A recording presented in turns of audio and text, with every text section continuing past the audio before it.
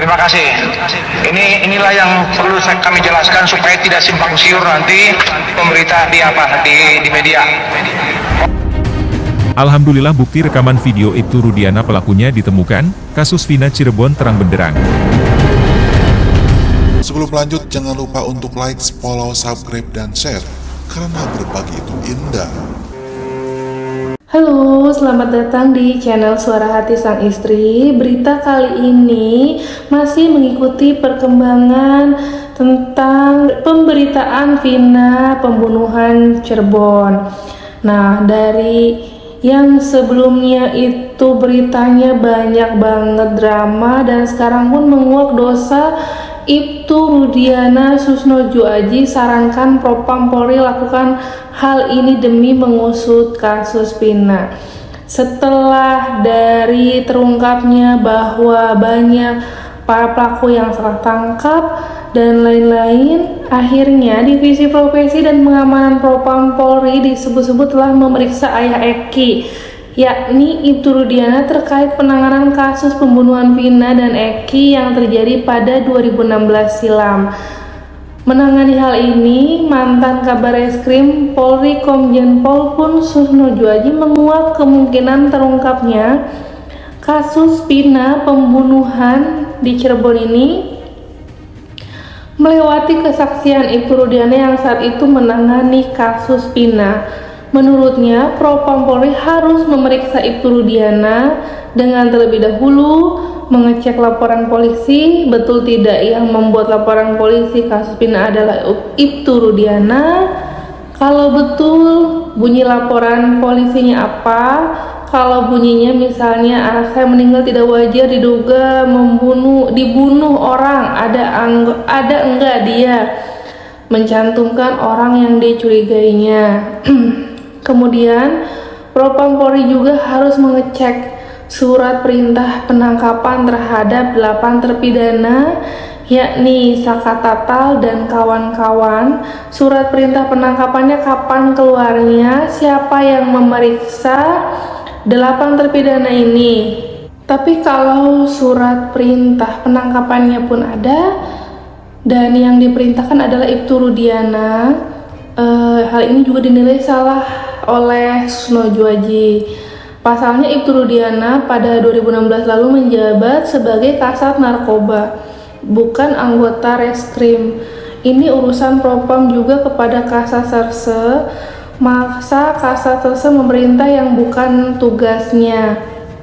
Selanjutnya Propam Polri harus memeriksa berita acara 8 tersangka saat ini terpidana di tahun 2016. Dari sana akan kelihatan sejauh mana salahnya Ibtu Rudiana.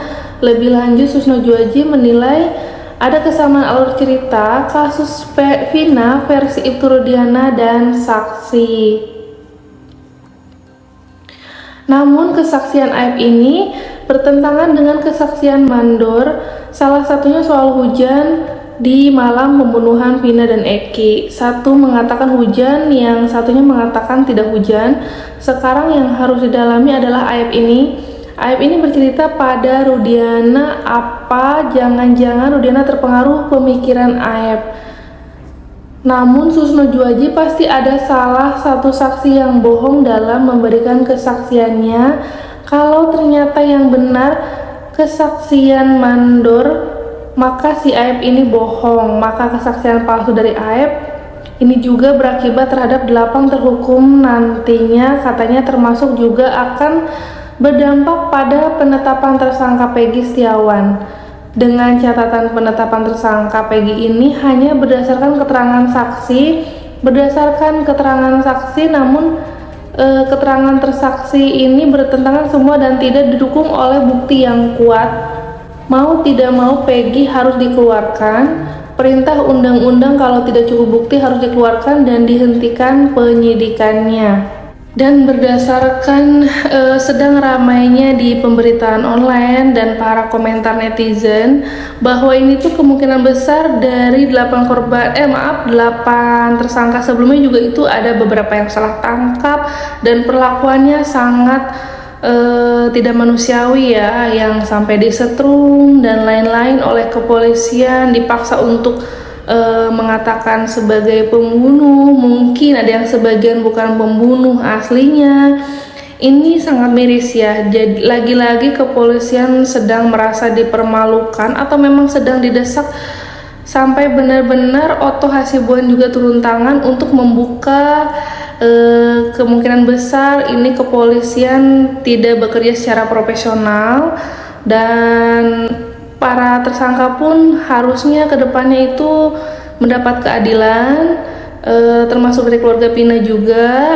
Sekarang sedang ditangani oleh Otto Hasibuan yang direkomendasikan oleh pengacara Hotman Paris, dan kasus ini benar-benar masih panas-panasnya di pemberitaan. Demikian update berita hari ini tentang masih kasusnya pembunuhan Vina di Cirebon yang masih penanganan oleh pihak-pihak terkait.